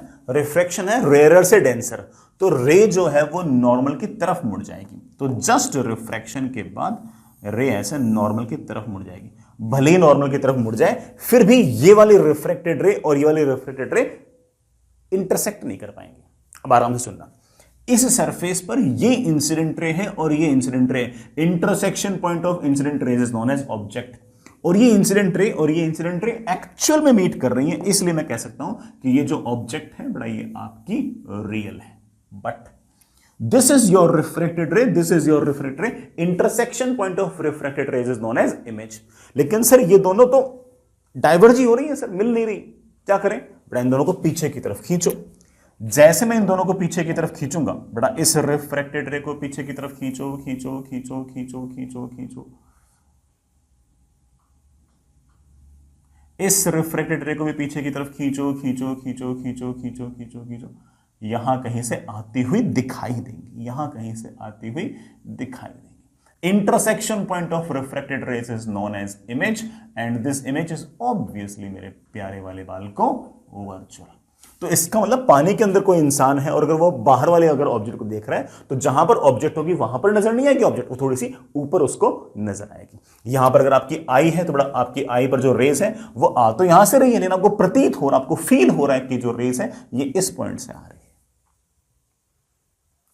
रियली होप बड़ा सारा सारा फील हो गया। और फॉर्मूला तो बहुत आसान है, ये तो सिर्फ और सिर्फ मैं फील कर रहा हूं कि एग्जैक्टली हो क्या रहा है। चलो मैं 2 केस और लेता हूं, वो तो और भी इंटरेस्टिंग है, मजा आएगा। सुनना बेटा, मैं एक ही डायग्राम से काम चलाता हूं। सुनो बेटा, मान लीजिए कि ये आपके पास डेंसर मीडियम, ये आपके पास रेयर मीडियम। आराम आराम सुनना, आराम आराम सुनना। मान लो बेटा कोई रे इंसिडेंट रे यू आई, कोई incident ray you I, incident ray intersection point of incident rays क्या होता है? ऑब्जेक्ट। सर ये दोनों इंसिडेंट रेस तो एक्चुअल में मीट भी नहीं कर पाएंगे, बट फिर भी एक काम कर, इन दोनों इंसिडेंट रेस को ऐसे एक बार के लिए आगे खींच ले। अरे खींच तो सी बेटा, वो सर खींच लिया, दोनों इंसिडेंट रेस को ऐसे थोड़ा सा आगे खींच लेते हैं।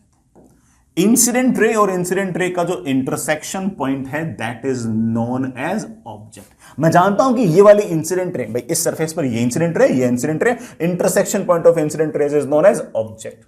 मैं जानता हूं कि ये दोनों इंसिडेंट रेज यहां पर एक्चुअल में मीट नहीं कर रही हैं, इसलिए बेटा मैं इस ऑब्जेक्ट को नाम दे सकता हूं क्या? Virtual object. सर इमेज कहां बनेगी अभी देखते हैं। Normal, it's a refraction from denser medium to rare medium. बड़ा डेंसर मीडियम से रेयर मीडियम में अगर जाते हैं तो रे मुड़ जाती है, रे मुड़ जाती है नॉर्मल से दूर। तो बड़ा जैसे रिफ्रैक्शन हुआ वैसे ही आपकी जो रे है वो नॉर्मल से दूर हो गई, वो नॉर्मल से दूर हो गई।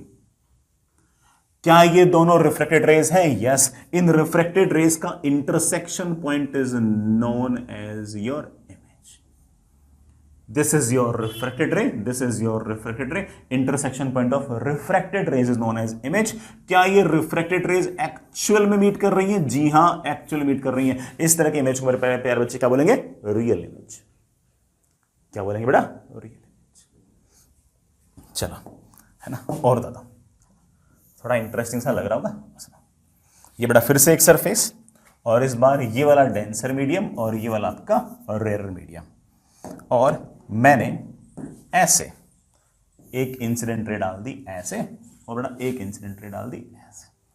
क्या ये दोनों इंसिडेंट रेज मीट कर रही हैं? आप बोलोगे नहीं सर, हालांकि कन्वर्ज तो हो रही है, लेकिन कन्वर्ज होने से पहले ही बेटा आपका इंटरफेस आ गया। कोई बात नहीं, बाय डेफिनेशन इंसिडेंट रे और इंसिडेंट रे का जो इंटरसेक्शन पॉइंट है that is known as object. बेटा इस इंसिडेंट रे को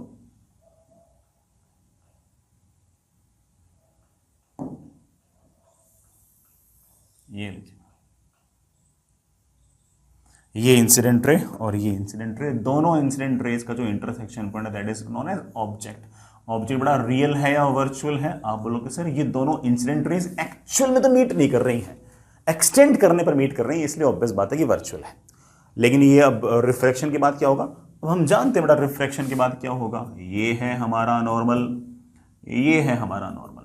हम जानते हैं कि रिफ्रैक्शन रेयरर से डेंसर है, तो रे मुड़ जाएगी नॉर्मल की तरफ, रे मुड़ जाएगी नॉर्मल की तरफ, रे मुड़ जाएगी नॉर्मल की तरफ, और जैसे ही नॉर्मल की तरफ रे मुड़ गई, कहानी में थोड़ा सा ट्विस्ट आ गया। रे मुड़ गई नॉर्मल की तरफ, रे मुड़ गई नॉर्मल की तरफ। क्या ये दोनों रिफ्रैक्टेड रेज हैं? यस। रिफ्रैक्टेड रेज के इंटरसेक्शन पॉइंट को मेरे प्यारे बच्चे क्या बोलेंगे? इमेज। ये इमेज बड़ा रियल हुई या वर्चुअल हुई? आप बोलोगे सर ये तो पक्की बात है कि आपकी रियल इमेज है, क्योंकि यहां पर आपकी दोनों रिफ्रैक्टेड रेज रियल में मीट कर रही है। आई रियली होप बड़ा समझ गए यहां से किसी नतीजे पे पहुंचे।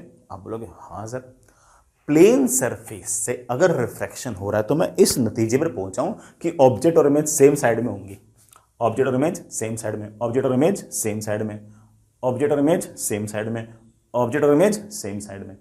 और दूसरा मैं इस नतीजे पे पहुंचूंगा कि ऑब्जेक्ट रियल तो इमेज वर्चुअल, ऑब्जेक्ट रियल तो इमेज वर्चुअल, और अगर ऑब्जेक्ट वर्चुअल तो इमेज रियल। तो बेटा मैं अगर लिखना चाहूं तो 2 पॉइंट लिख सकता हूं यहां पर। बेटा ये हमेशा के लिए नहीं है, सिर्फ और सिर्फ रिफ्रैक्शन बाय प्लेन सरफेस के लिए है। क्या है? Object and image will be on the same side of interface. बेटा बीच में जो इंटरफेस है ना, जहां बेटा दोनों का पार्टीशन एक तरीके से, उसकी एक सेम साइड में होंगे। और दूसरी बात तुमने क्या सीखी? हमने ये सीखी रियल ऑब्जेक्ट की हमेशा वर्चुअल इमेज होगी और वर्चुअल ऑब्जेक्ट की हमेशा ही आपके पास रियल इमेज होगी। ऑब्वियस बात है कि बेटा ये वाला केस थोड़ा सा हम ज्यादा देखेंगे, बट आना हमें सब कुछ चाहिए। समझ गए बच्चों? आगे चलते हैं। ठीक है बच्चों, आगे चलते हैं। अब एक बार ना इस बात को भी डिस्कस कर लेते हैं कि एग्जैक्टली इमेज कहां बनेगी।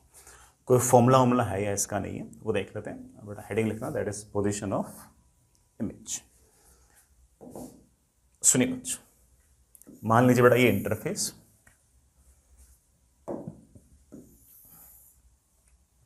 इस इंटरफेस के नीचे का रिफ्रैक्टिव इंडेक्स n1, ऊपर का refractive index let's say n2, और यहां कहीं कोई ऑब्जेक्ट। ये ऑब्जेक्ट सरफेस से मान लीजिए बड़ा डी ओ डिस्टेंस दूर है। O stands for object, D O is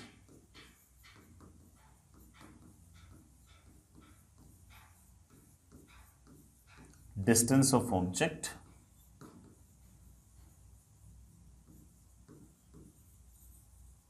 from surface.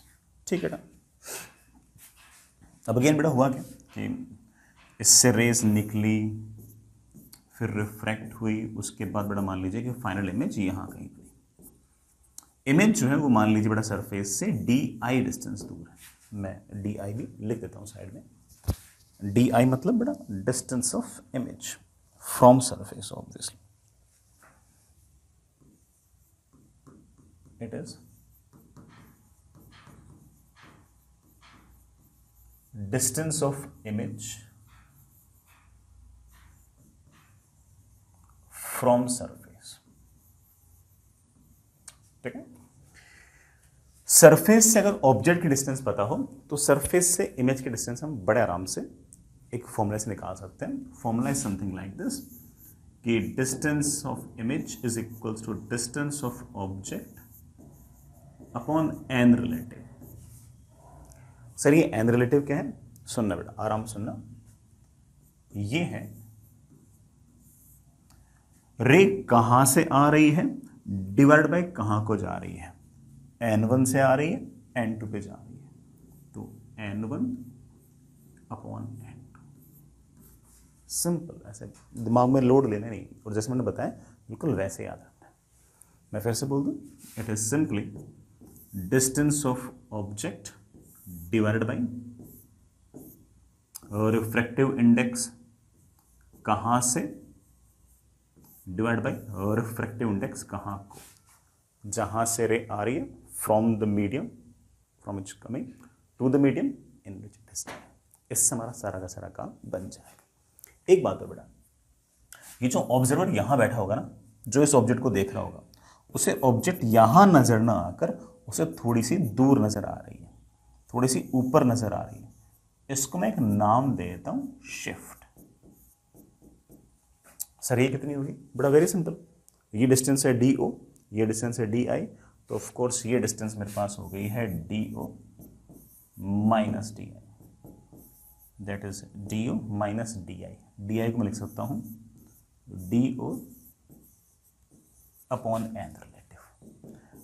D O तो बड़ा बाहर आ गया, 1 minus 1 upon N relative.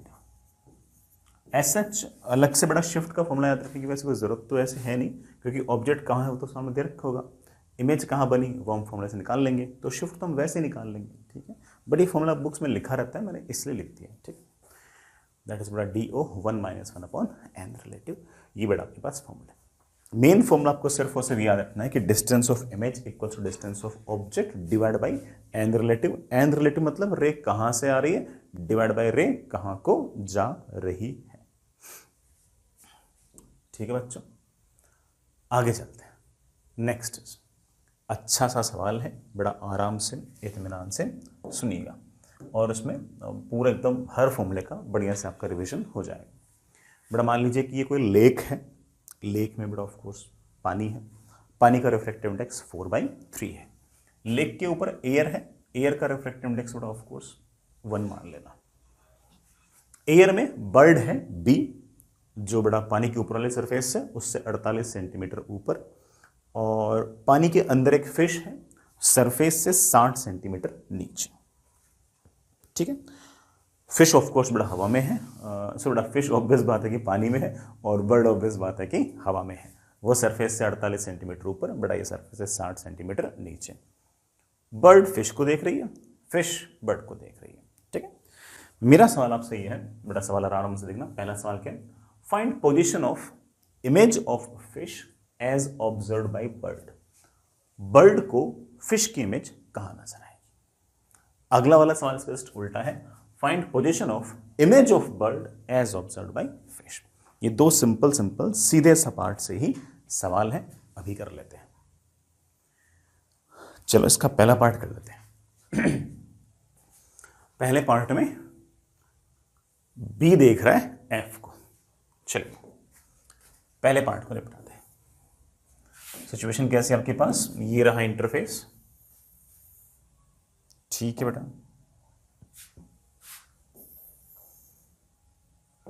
Bird यहां कहीं है, वो बड़ा फिश को देख रहा है, ये रही बड़ा आपकी फिश। फिश जो है वो सरफेस से एक्चुअल में 60 सेंटीमीटर नीचे है, 60 ना, हाँ। और वाटर का रिफ्रैक्टिव इंडेक्स बड़ा कितना है 4/3, यहाँ का रिफ्रैक्टिव इंडेक्स सोचते हैं बेटा, इस फिश में से दो रेज मान लो बेटा। एक रे तो आपकी बिल्कुल नॉर्मल इंसिडेंस टाइप की मान लो, जो सीधे ही बर्ड के पास पहुंच जाएगी। एक रे बेटा थोड़ी ऐसे दूर से मान लो, दूसरी बेटा थोड़ी ऐसे दूर से मान लो। It's a refraction from denser to rare medium, तो बड़ा आपकी जो रे है वो थोड़े नॉर्मल से दूर चली जाएगी। ये रिफ्रैक्टेड रे और ये रिफ्रैक्टेड रे, इनको तो मैं पीछे की तरफ अगर खींचूंगा तो मुझे फिश की इमेज नजर आ ही जाएगी। बड़ा मैंने इसको ऐसे पीछे की तरफ खींचा, ये रिफ्रैक्टेड रे, ये रिफ्रैक्टेड रे, इसको पीछे की तरफ खींचा खींचा खींचा खींचा खींचा, बर्ड की इमेज यहां कहीं आएगी, सॉरी बेटा फिश की इमेज यहां कहीं आएगी एफ डैश। तो इस बर्ड को फिश यहां नजर नहीं आएगी, थोड़ा सा ऊपर नजर आएगा। डिस्टेंस ऑफ ऑब्जेक्ट मुझे पता है सरफेस से, और ये फिश की इमेज है, इसकी डिस्टेंस मुझे निकालनी है सरफेस से। सारे फॉर्मूले कहां से हैं, सरफेस से, सरफेस। चलिए करते हैं बेटा। Distance of image is equals to distance of object divide by n relative. Distance of object बेटा सरफेस से है 60 centimetre divide by n relative. Sir what is n relative, n relative मतलब ray कहां से कहां आ रही है, 4/3 से 1 में आ रही है, तो जहां से आ रही है डिवाइड बाई बेटा जहां को जा रही है, 4/3 से 1 पे जा रही है, थोड़ा 1 को ऊपर ले गया। आई थिंक बेटा मेरे पास ये कितना आ गया 45 सेंटीमीटर, बड़ा कितना आ गया 45 सेंटीमीटर। तो मुझे मतलब बर्ड को बड़ा फिश कहां नजर आएगी, पानी से 45 सेंटीमीटर नीचे, जो पानी के सरफेस है ना उससे 45 सेंटीमीटर नीचे, खुद से कितने नीचे 48 प्लस 45 बोल दूं। ठीक है, तो बड़ा ही हमारे पास बर्ड जो है वो फिश की इमेज कहां देखेगा वो पता लग गया। मैं ये जो 45 लिखी मैंने कहां से लिखी है, सरफेस से, पानी के सरफेस के नीचे 45 सेंटीमीटर पर फिश की इमेज नजर आएगी। एक्चुअल में फिश जो है वो तो 60 सेंटीमीटर पे, दिख कितने पे रही है 45 पे। ये आपका एक तरीके से शिफ्ट है, कितना 15 सेंटीमीटर। तो आप जवाब देना चाहो तो आप जवाब दे सकते हो कि बर्ड जो है उसे फिश की जो इमेज है वो पानी की सरफेस से 45 सेंटीमीटर नीचे नजर आएगी। Bird will observe the image of fish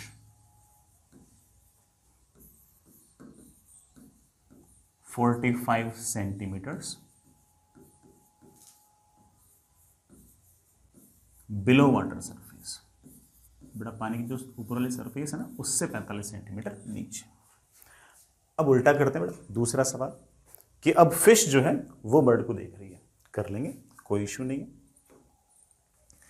सबसे पहले बेटा आपके पास है ये इंटरफेस, ठीक है। आपके पास बड़ा ऐसी कहानी, यहां कहीं बड़ा फिश है वो देख रही है बर्ड को। बर्ड जो है बड़ा वो एक्चुअली में तो है ना यहां कहीं है, कितने डिस्टेंस पे है 48 सेंटीमीटर्स पे। यहां का रिफ्रैक्टिव इंडेक्स 1 है बड़ा, यहां पानी का रिफ्रैक्टिव इंडेक्स 4/3 है। अब बर्ड ऑब्जेक्ट है और फिश आपका ऑब्जर्वर है, तो बर्ड में से लाइट रेज निकलेंगी, रिफ्रैक्ट होने के बाद फिश तक पहुंचेंगे। तो इस कारण से हमें बर्ड जो है 48 सेंटीमीटर पर दिखाई ना देकर कहीं और कहीं दिखाई देगी, सोचते हैं। सुनना बेटा, एक बर्ड से सीधी रे यूं आते हुए मान लो, जो सीधी रे आई है बेटा वो तो नॉर्मल इंसिडेंस है, ऐसे आ गई। एक रे और मान लो बेटा यूं आई, it's a refraction from rare medium to denser medium. अगर रेयर मीडियम से डेंसर मीडियम है तो रे मुड़ जाएगी बेटा हल्की सी नॉर्मल की तरफ।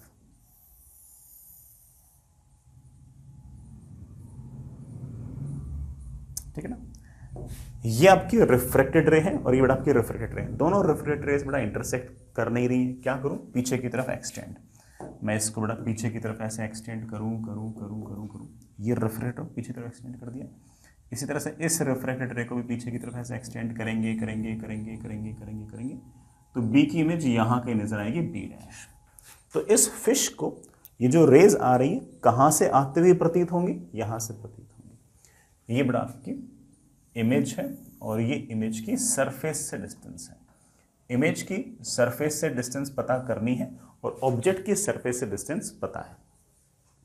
फॉर्मूला हमारे पास बहुत ही क्लियर सा है, फॉर्मूला लगाते ही हमारा आंसर आ जाएगा। Distance of image is equals to distance of object upon N relative. Distance of object upon N relative, n relative मतलब कहां से डिवाइड बाय कहां को। What is the distance of object from surface? 48 centimetres divide by n relative. n relative मतलब ray कहां से आ रही है डिवाइड बाई कहां को जा रही है। बर्ड में से लाइट रे निकलती है और बड़ा वाटर के अंदर इस तरह से एंटर करती है, तो एक तरह से एयर से वाटर में जा रही है, तो 1 डिवाइड बाई 4/3, थोड़ा 4/3 चला जाएगा ऊपर। ठीक है, आई थिंक बड़ा this comes out by 64 centimetre. इसका मतलब इस फिश को बर्ड की जो इमेज है वो सरफेस से 64 सेंटीमीटर ऊपर नजर आएगी। तो ऐसा कहना चाहो, वर्ड्स में अगर लिखना चाहो तो आप लिख सकते हो कि fish will observe image of bird 64 centimetres above water surface. Water surface से 64 सेंटीमीटर ऊपर बढ़ा उसे उसकी इमेज नजर आएगी। ठीक है, आसान सा सवाल था, फॉर्मूला बेस्ड सवाल था। 2 फॉर्मूला बेस्ड सवाल और करा देता हूं। ठीक, चलिए बच्चों आसान से सवाल है। बड़ा सिचुएशन देखना, ये ग्लास है कोई जिसका रिफ्रैक्टिव इंडेक्स 4/3 है, ये बड़ा आपकी एयर है। ग्लास में से ऐसे कन्वर्जिंग रेज आ रही हैं, अगर बीच में मीडियम चेंज ना होता तो ये कन्वर्जिंग रेज यहां आकर मीट करते, कहां सरफेस से 15 सेंटीमीटर दूर मीट करते। अब मुझसे सवाल के अंदर पूछा है बताओ find position of image. Image का अर्थ क्या है? इमेज का अर्थ है intersection point of refracted rays. कर लेंगे पता, कोई बहुत बड़ा ऐसा इश्यू नहीं है, आराम से देखना बेटा। This is your incident ray, this is your incident ray. Intersection point of incident rays is known as object, so this point is object. Object की सरफेस से जो दूरी है बेटा मैं उसे एक बार के लिए DO लिख देता हूं। रिफ्रैक्शन के बाद क्या होगा अभी देखते हैं, रिफ्रैक्शन के बाद क्या होगा ये देखते हैं। It's a refraction from denser medium to rare medium, तो रे मुड़ जाएगी, बड़ा रे जा रही थी ऐसे नॉर्मल से दूर, तो तो आपकी रे मुड़ जाएगी ऐसे नॉर्मल से दूर, रे मुड़ जाएगी बेटा ऐसे नॉर्मल से दूर। दोनों रिफ्रेक्टेड रेस का जो इंटरसेक्शन पॉइंट है बेटा दैट इज योर इमेज। मैं आपको लिखा भी चुका हूं कि ये जो इमेज होगी ये रियल होगी। इस इमेज की जो दूरी है सरफेस से उसे हम फॉर्मूले से बड़े आराम से निकाल सकते हैं कि distance of image is equals to surface से ऑब्जेक्ट कितना दूर है 15 centimetre divided by n relative. N relative मतलब रे कहां से आ रही है डिवाइड बाई कहां को जा रही है। कहां से आ रहा है रे आ रही है 3/2 से, कहां को जा रही है 1, बड़ा ऊपर चला जाएगा। ठीक है, और सॉल्व करते बड़ा मेरे ख्याल से आंसर आ गया 10 सेंटीमीटर। इसका मतलब हमें जो इमेज है बड़ा वो सरफेस से 10 सेंटीमीटर ऊपर ये दिखाई दे। ठीक है, this is the position of image. आगे चलो बेटा एक और सवाल, अगेन फॉर्मूला बेस्ड सवाल ही, मेरे पास कोई खास ऐसा सवाल तो बड़ा है नहीं। यहां बेटा आपके पास वाटर है, वाटर का रिफ्रैक्टिव इंडेक्स बेटा आपके पास 4/3 है, और यहां एयर है। एयर में से रेज आ रही है ऐसे, कन्वर्जिंग रेज आ रही है ऐसे। अगर मीडियम चेंज ना होता ना तो रेज यहां आकर मीट करती इस इंटरफेस से 12 सेंटीमीटर ऊपर। This is incident ray, this is incident ray. Intersection point of incident rays is known as object, although we know that कि this object is virtual object. ठीक है, सवाल बेटा वही पूछ रहा है फाइंड पोजीशन ऑफ इमेज, कर लेंगे। फॉर्मूला हम जानते ही, बट चलो मैं रे डायग्राम भी बना देता हूं, आपको अच्छा लगेगा। It's a refraction from rare medium to denser medium, तो ray will move towards the normal. Ray मुड़ जाएगी बेटा नॉर्मल की तरफ, रे मुड़ जाएगी नॉर्मल की तरफ, और जैसे बेटा नॉर्मल की तरफ मुड़ी यहां कहीं बेटा आपको इमेज दिखाई देगी। सर इस इमेज की सरफेस से दूरी बता सकते हो? हाँ बेटा वही तो पूछी मैंने, और ऑब्जेक्ट के सरफेस से दूरी मुझे पहले से पता है, और फॉर्मूला इन दोनों को कैसे रिलेट करता है आप लोग जानते ही हो। Distance of image is equals to distance of object upon N relative. Distance of object बेटा सरफेस से कितना है 12 centimetre divide by n relative. N relative का यहां अर्थ क्या है, रे कहां से आ रही है डिवाइड बाई कहां को जा रही है। कहां से आ रही है 1 से, कहां जा रही है 4/3, तो 1 डिवाइड बाई 4/3, तो 4/3 ऊपर चला जाएगा। ठीक है, कितना आ गया आपके पास ये 16 सेंटीमीटर। ये बड़ा कहां आ गया 16 सेंटीमीटर, ये हमारा आंसर है।